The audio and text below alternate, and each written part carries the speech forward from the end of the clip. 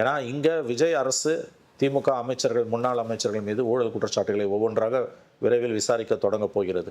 உதாரணத்துக்கு நேரு வழக்கு. அவங்க அப்ப எஃப்ஐஆர் போட்டு தான் ஆகணும். போட்டாங்கன்னா ஆட்டோமேட்டிக்கா இடி உள்ள வரப்போகுது. அப்ப ஒரே நேரத்துல விஜய் அரசாங்கத்தையும் ஒரே நேரத்துல மோடி அரசாங்கத்தையும் எதிர்க்கக்கூடிய அரசியல் வல்லமை திமுகவுக்கு சத்தியமாக கிடையாது. நினைச்ச மாதிரியே சரிங்க திருப்பி விட்டானே, நான் என்ன பண்ணுவேன்?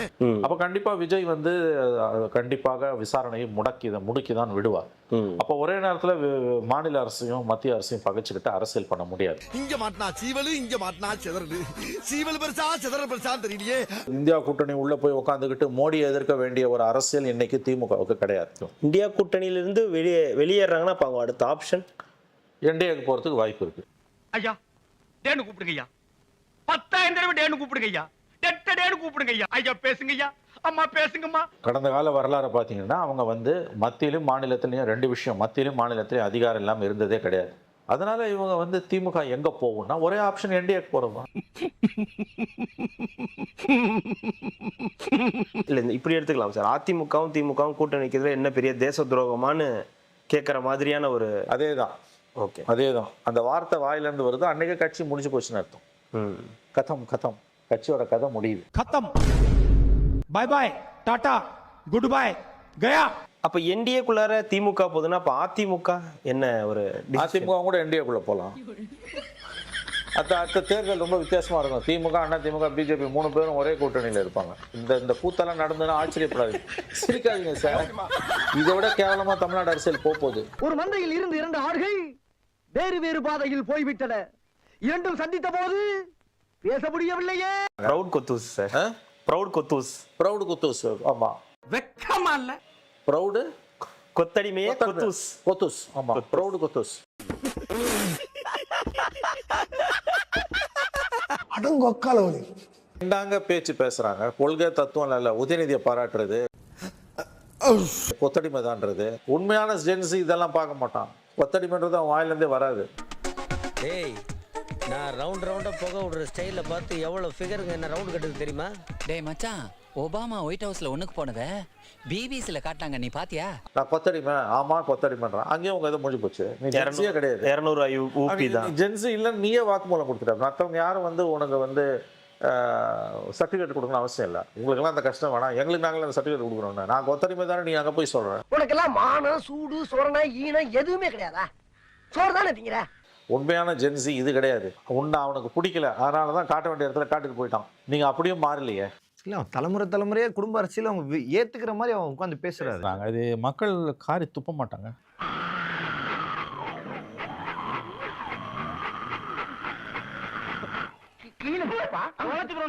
விஜய்க்கு வந்த இளைஞர் பட்டாளத்தை பார்த்து நீங்க வயிறெறியறீங்க. எரியுதடி மாலா ஃபேனர் போடு. இன்னொரு ஆள் பேசினேன் சார், வாரிசு அரசியல். ஆமாம், நாங்கள் வாரிசு அரசியல். எங்க தாத்தா, அப்பா, நான், என் பிள்ளை வரைக்கும் வாரிசு அரசியல். அப்ப வாரிசு அதிகாரத்தையும் அவங்க ஆதரிக்கிறாங்க சார். இது மல்லாக்கப்படுத்து தானே வானத்தை நோக்கி காரி உமிழ்ந்து கொள்வது. என்னையா ஓ மூஞ்சிலே துப்பிக்கிற? அதாவது இந்த வாரிசுல இருக்க எல்லாருமே வழி விட்டு நிக்கணும்னு சொல்றீங்க. அவங்களே விளைக்கிறது நல்லதுன்னு சொல்றீங்களா? எல்லாம் செத்துருங்க நான் சொல்ல முடியும். நம்ம இல்லை சார், நீங்க அப்படி இல்லை.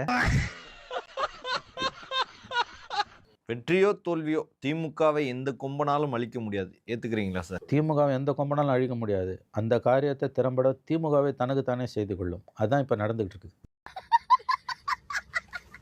இந்த தோல்வியிலிருந்து திமுக பாடம் கற்க மறுக்கிறது என்றால் மறுக்கிறாங்க.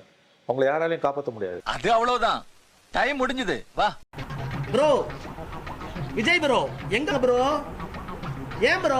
Honourable chief minister bro, why bro? ஏன் ப்ரோ எழுதி கொடுத்த ஸ்கிரிப்ட் இவ்வளவு நேரம் வீரா உங்களுக்கு?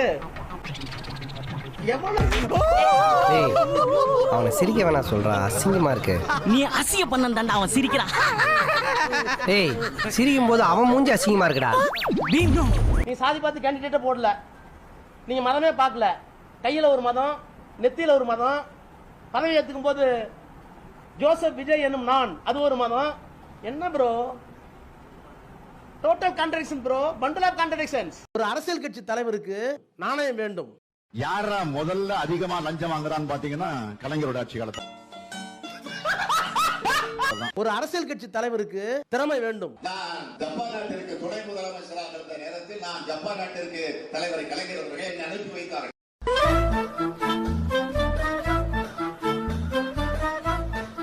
ஒரு அரசியல் கட்சி தலைவருக்கு அறிவு வேண்டும். அது எங்க இருக்கு நெக்ஸ்ட்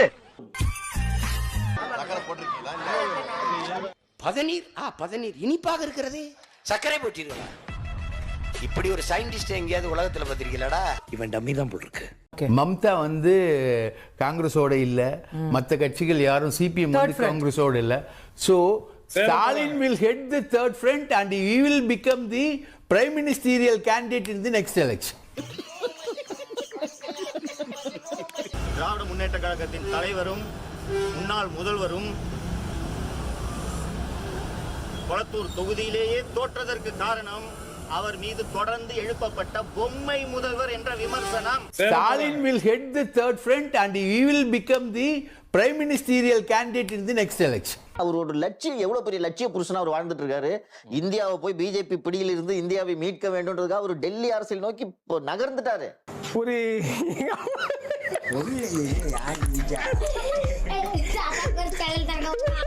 சரி, சும்மா இருந்த ஆளுக்கு மனசுல பிரதமர் ஆசையெல்லாம் வேற காமிச்சு விட்டாங்க.